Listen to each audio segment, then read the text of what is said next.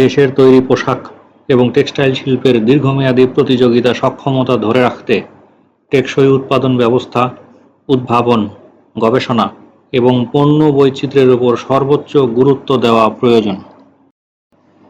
Sustainability এখন আর কেবল একটি slogan নয়, এটি শিল্পের অস্তিত্ব এবং ভবিষ্যৎ টিকে রাখার অপরিহার্য শর্ত। বাংলাদেশের প্রাকৃতিক সম্পদ সীমিত। বিদ্যুৎ, গ্যাস এবং পানির মতো মূল্যবান সম্পদের সাশ্রয়ী ব্যবহার নিশ্চিত করতে শিল্পের শক্তি দক্ষতা বৃদ্ধি, পানির পুনর্ব্যবহার, সার্কুলার উৎপাদন ব্যবস্থা এবং দক্ষ ব্যবস্থাপনার উপরে জোর দিতে হবে।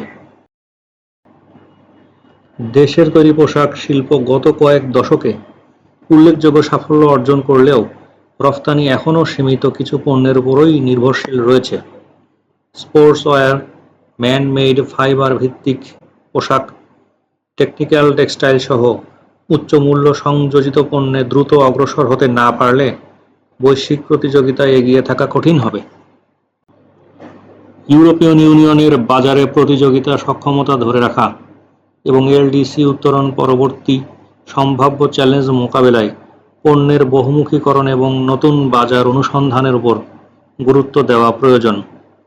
একই সঙ্গে গবেষণা, নকশা উন্নয়ন, দক্ষতা বৃদ্ধি এবং আধুনিক প্রযুক্তির ব্যবহার বাড়াতে হবে। দেশের অর্থনৈতিক উন্নয়নের ইতিহাসে টেক্সটাইল খাতের অবদান অত্যন্ত গুরুত্বপূর্ণ।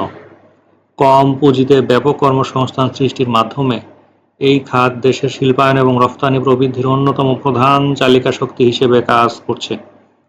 সঠিক পরিকল্পনা এবং উদ্ভাবনের মাধ্যমে এই খাতের সম্ভাবনা আরও সম্প্রসারিত করা সম্ভব।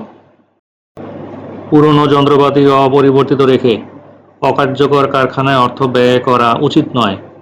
শিল্পভেদে উপযোগী সমাধানের মাধ্যমে কোথাও শিল্প পার্ক গড়া এবং কোথাও পাবলিক প্রাইভেট পার্টনারশিপ বা লিজের মাধ্যমে নতুন বিনিয়োগ আকৃষ্ট করা প্রয়োজন।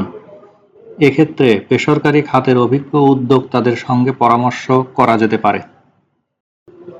শিল্প একাডেমিয়া সহযোগিতা এবং উদ্যোক্তাদের পারস্পরিক অভিজ্ঞতা বিনিময়ের মাধ্যমে দেশের টেক্সটাইল শিল্প আরও আধুনিক, পরিবেশ বান্ধব এবং প্রতিযোগিতামূলক হয়ে উঠতে পারে।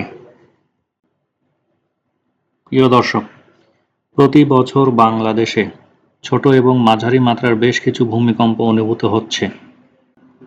এসব ভূমিকম্পে বেশ কিছু বহুতল ভবন ক্ষতিগ্রস্ত হয়েছে।